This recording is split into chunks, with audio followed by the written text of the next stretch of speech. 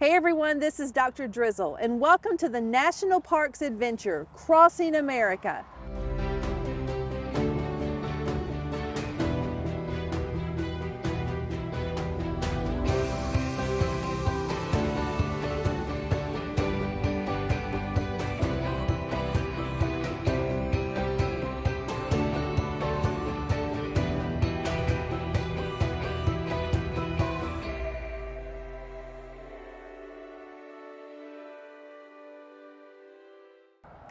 Today, we're at the Selma to Montgomery National Historic Trail in Montgomery, Alabama. A special thanks to the National Park Foundation for their collaboration on this project. We're here with a few guests, and our first one today is Ranger Teagan. Ranger Teagan, thank you so much for having us here today. Thank you so much for being here today. So Ranger Teagan, you've started here at the national parks, but you have a history before that. What other national parks have you been in? Yes, before this, I worked in Kentucky at Mammoth Cave National Park, and then before that in South Dakota at Wind Cave National Park, and before that at Assateague Island National Seashore in Maryland, which is where I'm from. And now you're here, which we're so glad. What is your duties here?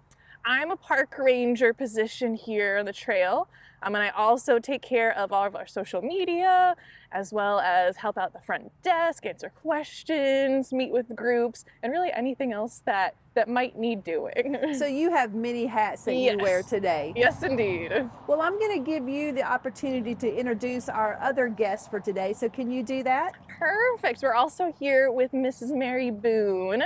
She's the wife of Reverend Richard Boone, a very important figure on the trail as well as a teacher, and she's done a lot of work here in Montgomery, continuing the work of her late husband. Well, Miss Boone, we are so glad that you're here with us today in this very iconic spot. We already have a kindred spirit because we're both teachers, and my dad was a pastor and your husband was a pastor, so there we have some things again. But before we get started talking about this place, tell us a little bit about yourself. Well, my name, as you know, is Mrs. Boone. Every third grade child knows my name at Dozier and other schools. I teach all subjects, and therefore we have so much fun, not only with the subjects, reading, writing, and arithmetic, but also with STEM.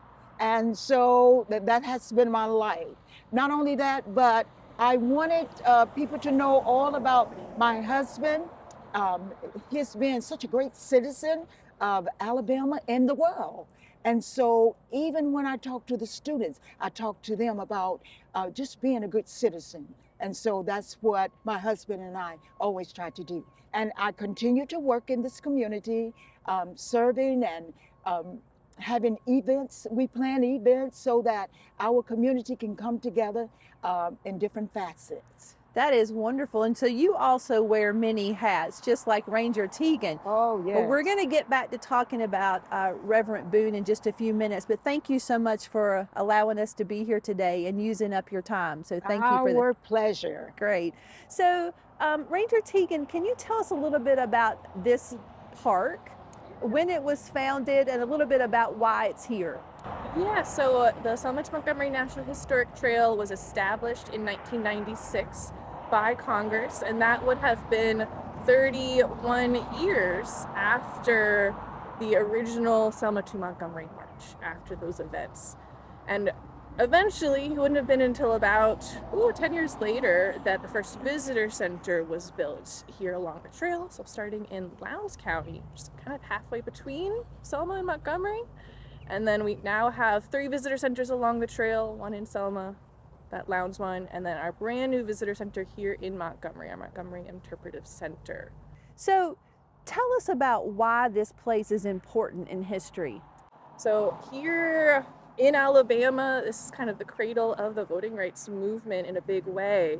That march, that Selma to Montgomery March in 1965, eventually led to, several months after those events, led to the passing of the Voting Rights Act, which got rid of a lot of different obstacles that Black folks here in Alabama, across the United States, faced that prevented them from being able to exercise that constitutional right to vote.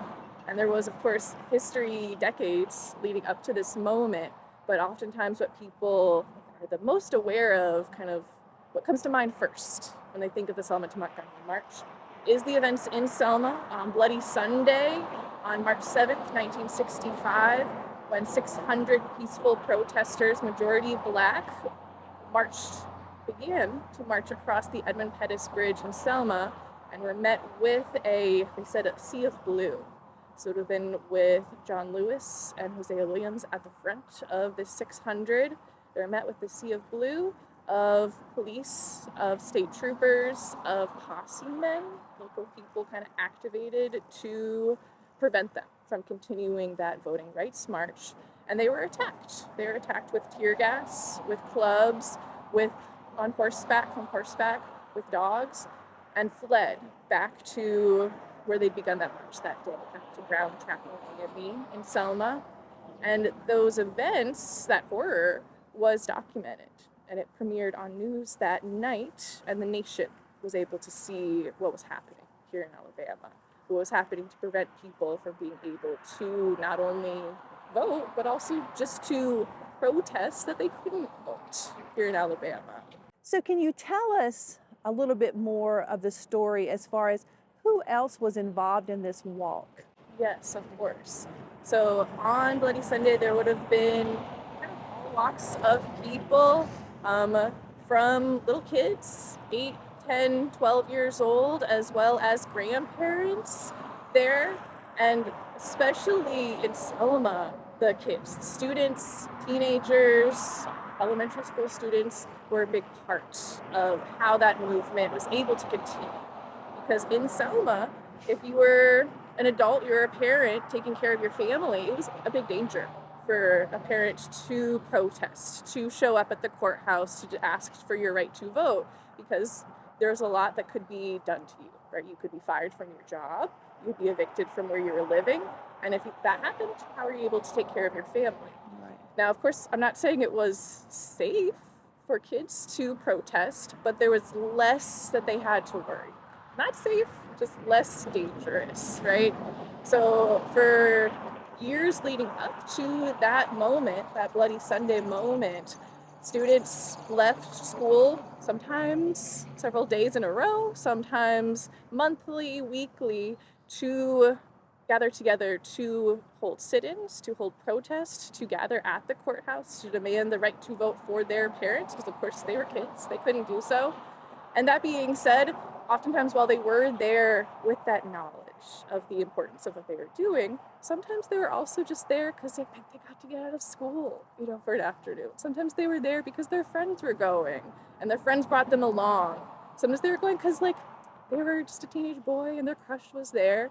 And then as they continued on with that movement, they learned, right, that this wasn't just about, getting out of school, but it was about this bigger picture of the difference that they were able to make within their community and without knowing at that time that they were able to make within the world as well. So I can imagine when this was broadcast and people saw this, that there was outrage around the country. Did that bring in people from outside of Selma, outside of Alabama to walk? Yes, exactly. So as the nation saw this travesty, this horror being enacted upon peaceful protesters, people flocked from not just across the country, but also across the world. And it was about 2 days later that Dr. King put out a kind of call to clergy people as well to come to Selma, to respond to what is being done here.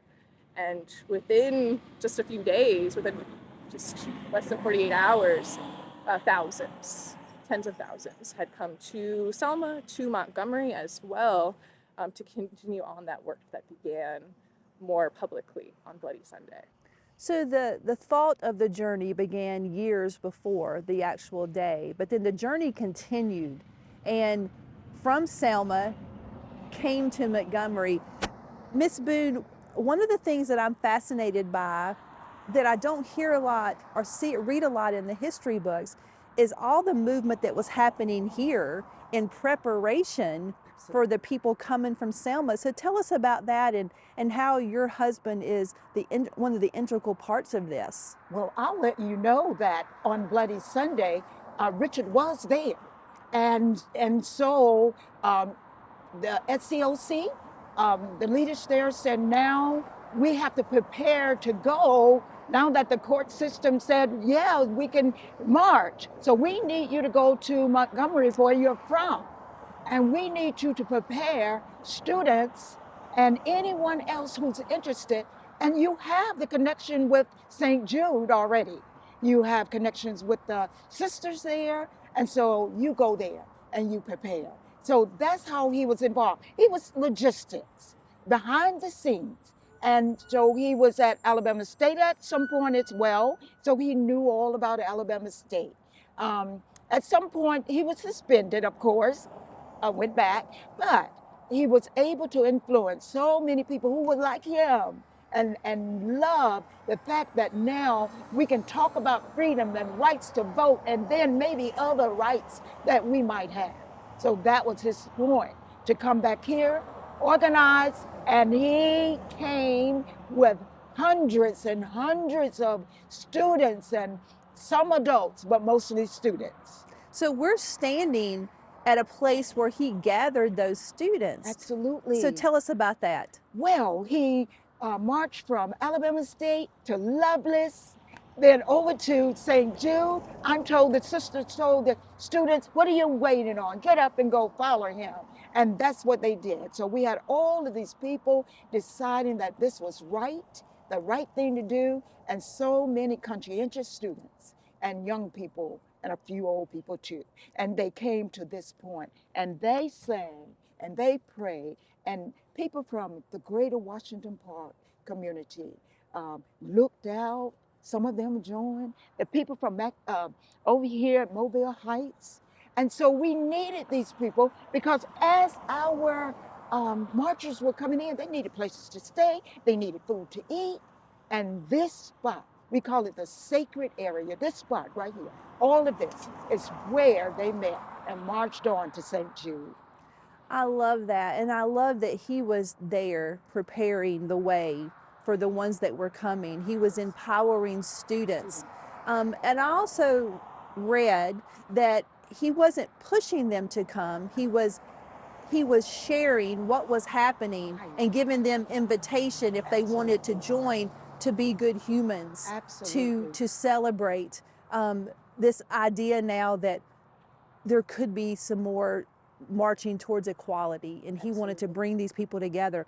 Now there's a marker behind you, and I know that your heart is all about honoring your husband and the work that he did, because it's not finished yet. Absolutely. So tell us about what you had to do to get this marker up.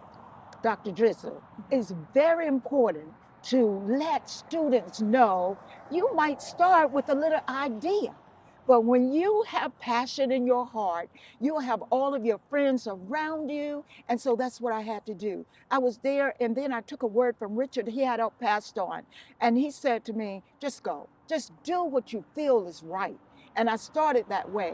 And at first, people were energetic, and they said, yeah, we're gonna come. But when that day came, I didn't see many. So sometimes, Dr. Drizzle, that will disappoint you. But if you continue and you say, well, I'm gonna just do this on my own. There are little things you can do on your own. You might see paper down on the ground. There are really small things. And then if it's something in your heart, I felt like I needed to honor my husband, and I would do that on my own.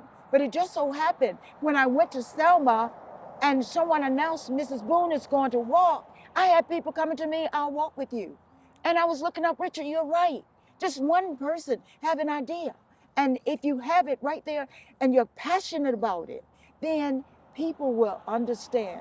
I mean, Richard Boone, he was so passionate about citizenship, and he loved the fact that you could gather people together. And when they heard the news that we could do something to change our lives, then they would follow. And I felt that same way. So yes, I marched for 5 days, reenacting that first march, the second march, I'm sorry. It would have been the third march. And we reenacted that with a few friends. And we came all the way in 5 days. And when we got down to the memorial near the Capitol, Representative Thad McClammy had a heart and a passion for this area as well. And so he brought the proclamation from the governor at the time. The next year, we had another governor. They felt the same passion.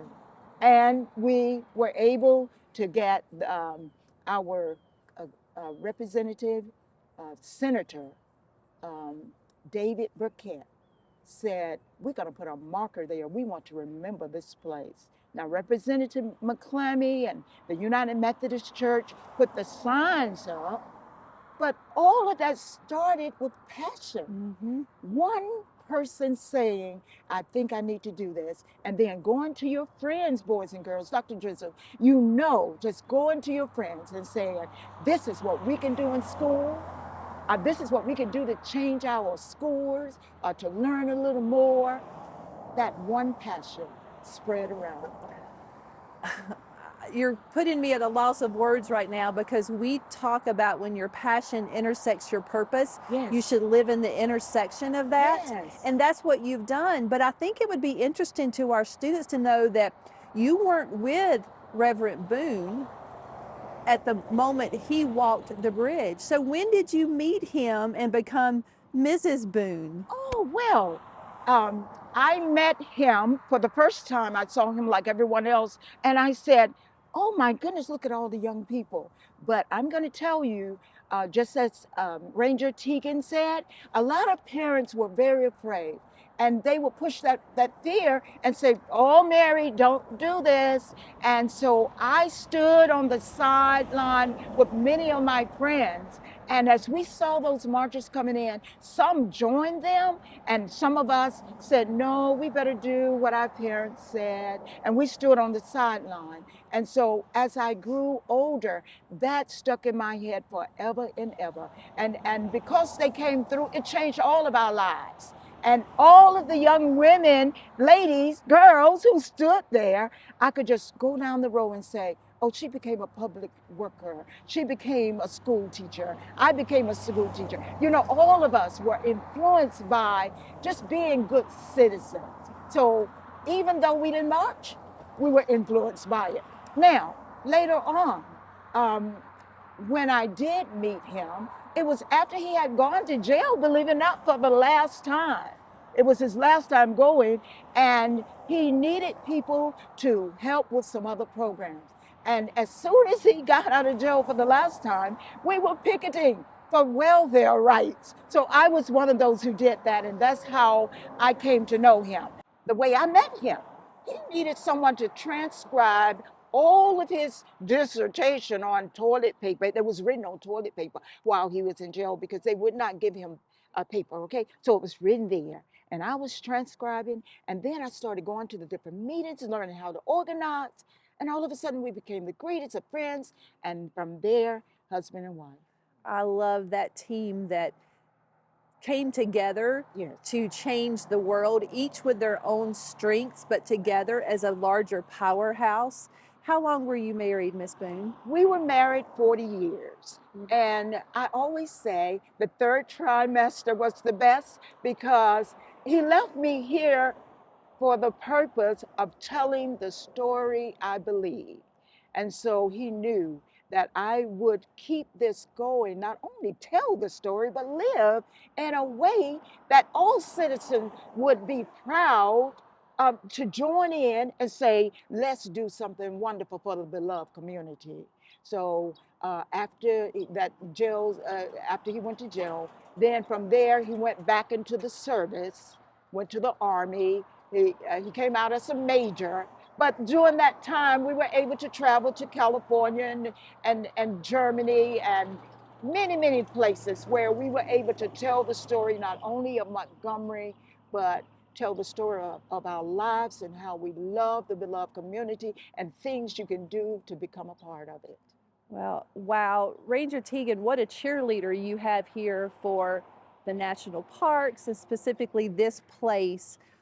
What are the dreams of this place? What do you want people to know about this sacred place, as Miss Boone suggested that this was? Definitely. Yes, we're so blessed, so privileged to have Mrs. Boone here with us, working alongside us. There's a lot of dreams. There's a lot of dreams for us here. And I think something to keep track of, something for us all to remember, is this story is not over, right? This history is not that long ago, as we are literally seeing right now. We're here with someone, Miss Mary Boone, that was present for the events we're talking about. There's many folks here in Selma, Montgomery, in Lowndes County, here in Alabama, that this is their history, right? They are still continuing to tell their experiences. This is not so long ago, as well as across the country.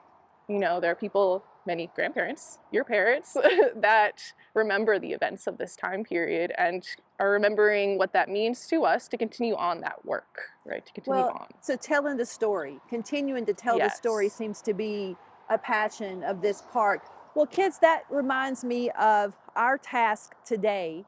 Our challenge for you is going to be based on the UN Sustainability Global Goal number 16, which is obviously social justice, and how we as humans can be better humans, can be good humans, or as Mrs. Boone said, good citizens. So we're going to ask you to help us participate in a community mural. Now, a mural is where you add lots of thoughts and ideas and pictures and drawings to one collective piece, which I believe is exactly how we can describe where we are now. So we want you to begin the walk wherever you are on this journey to being a good human. So we're going to ask that you research the Selma to Montgomery walk, that you research the park, learn more about Reverend Boone, and then we want you to design a piece of art that can be added to this collective mural that's going to be in, what visitor center are we? Our Lowndes Interpretive Center. Lowndes Interpretive Center. So we're going to ask you to think about words like peace and love and joy and mankind and kindness, and how can you incorporate that into a piece that tells this story and then encourages all of us to continue the walk, the journey, putting ourselves in the footsteps of who was here in the beginning and then how we're going to continue that walk. We want you to share all of your designs with us, hashtag expeditions in education. You're also going to share with the park, so you're going to see the tags running across the bottom of the screen. We want you to also tag the National Park Foundation with hashtag Crossing America, because Ranger Teagan is excited to share your ideas with the Park Service. And Mrs. Boone, I can't even tell you how excited she's going to be to see kids from all over the country coming together to share their pictures to add to this collaborative piece. I see you over here, Miss Boone, with your hands folded and you're so expressive. How excited are you that kids around the country are going to be part of this historic place? Dr. Drizzle, I tell you, I am too excited. And being a third grade teacher, I love expressions, especially with the mural. Murals teach you so much. So kids everywhere, Dr. Drizzle has given you the challenge, and I challenge you as well. And we know you're going to do a great job. You're going to tell your stories, and they are going to go far and wide. Thank you so much. I just have to hug for a minute. We're not through yet, but I just had to hug. That was a moment there. Ranger Teagan, a lot of our kids watching this want to someday wear that hat. Okay. Or the brown hat. Flat hat, yes. Can you look in the camera right here and just give them a few pieces of advice on how they can work now to possibly become a ranger later? Definitely, yeah. I think something to remember first off is that a lot of us don't always know what we want to end up being or figure it out along the way. So it's okay if you figure it out later, if you're figuring it out now, if you figure it out after you figured out something else. It's okay. But for me, a lot of my path ended up with caring about nature, caring about my surrounding landscape environment. And if I'm honest with you all, when I was a kid, I didn't really care that much about history. It did not resonate with me. And it wasn't until I heard the stories of people's own history, right? So that's one thing to always be thinking of, hearing about their history, your parents, grandparents' history, as well as to continue visiting national parks or learning about national parks. I'd say any opportunity going forward to volunteer with your national parks, help us out, do a roadside cleanup, that can help, and continue whatever your passion is. That is useful. That is important. That is valuable. There is a park that talks to it. I guarantee you that. I love that. And your journey's different because you're not in the National Park Service, but you are called to a purpose through education. So, can you give our kids just a few words of wisdom about how to be a good human? I love the beloved community that you belong to, and we want your identity known. So, all you have to do is stand up, sit up, and do what is necessary in your heart. Start with your student, your friend right next to you, and whatever you talk about that's positive, do that with your friends and look around in your school. There is so much to do. I know people talk about bullying all the time, but give a smile. Do something for someone who may be so surprised that you would come up to them and say, let's get this done together. You can do this. So, as my dear friends have said, we need to be a light in this world. So, polish off that bulb, Mhm. put another battery in if you need to, because we need to shine bright. Thank you so much for joining us, kids, today in this historic place and on these sacred grounds. Let's be good humans. Let's do everything we can to be kind. A special thanks to the Mhm. National Park Foundation, to Mrs. Boone, to the Selma to Montgomery National Historic Trail. So, on behalf of Dr. Drizzle, Miss Boone, and Ranger Teagan, we are out of here. Thank you.